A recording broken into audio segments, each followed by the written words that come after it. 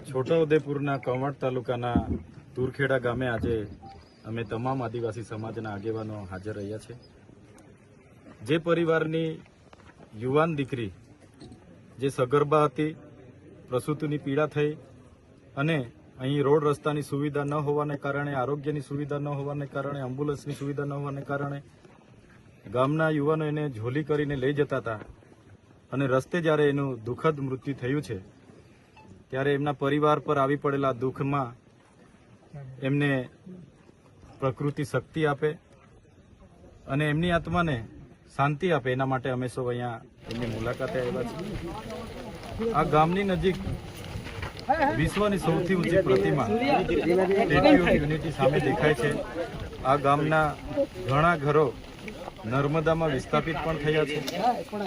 સરકાર એક બાજુ આઝાદી કા અમૃત મહોત્સવ મનાવે છે, મહિલા સશક્તિકરણની વાત થાય છે, સમાનતાની વાત થાય છે, તો આ એક વરવી વાસ્તવિકતા છે। ગામમાં આવીને અમે જાણ્યું કે અગાઉ પણ આવી રીતના 3 થી 4 બનાવો આવી રીતના જ મરી ગયા છે। તો સરકારે જે તાઇફાઓ કરે છે એના કરતાં વધારે આ વિસ્તારના આરોગ્ય, આ વિસ્તારના શિક્ષણ, સિંચાઈ, પીવાના પાણી જેવી મૂળભૂત સુવિધા, રોડ રસ્તા તરફ ધ્યાન આપવું જોઈએ।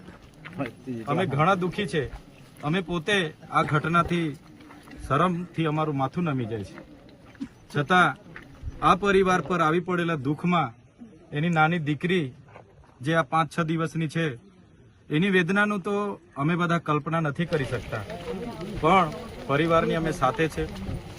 સરકારને પણ અમે કહીશું, અહીંના ચૂંટાયેલા પ્રતિનિધિઓ જે શાસક પક્ષમાં છે એમને પણ અમે કહીશું કે સામાજિક રીતે આ પરિવાર સાથે બધાએ આવીને ઉભા રહેવું જોઈએ।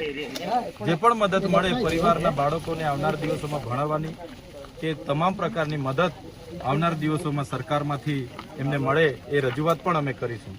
સાથે સાથે આ ગામમાં આંગણવાડી નથી, પ્રાથમિક શાળા નથી, આ ફળિયામાં આવવા માટેના કોઈ રોડ રસ્તા નથી, આ મૂળ ગામ છે, ત્યારે એ તમામ પ્રકારની સુવિધાઓ આવનાર દિવસોમાં સરકાર અહીંયા કરી આપે એ અમારી માંગણી રહેશે। રોડ રસ્તાથી માંડીને તમામ સુવિધાઓ આ જ વર્ષે આ ગામમાં સરકાર આપે એ માંગણી રહેશે। અગર સરકાર નથી આપતી તો આવનાર દિવસોમાં જલંદ આંદોલન પણ થશે। અમે લોકોએ દેશના વિકાસમાં આટલું બધું યોગદાન આપ્યું છે અને આજે અમારે આ વેઠવું પડે છે ત્યારે અમને ખૂબ દુઃખ થાય છે। એટલા માટે જલંદ આંદોલનો પણ થશે અને અમે આ ગામમાં જે પણ મૂળભૂત સુવિધાઓ બાકી છે પૂરી થાય એવી સરકારમાં માંગણી પણ કરવાની।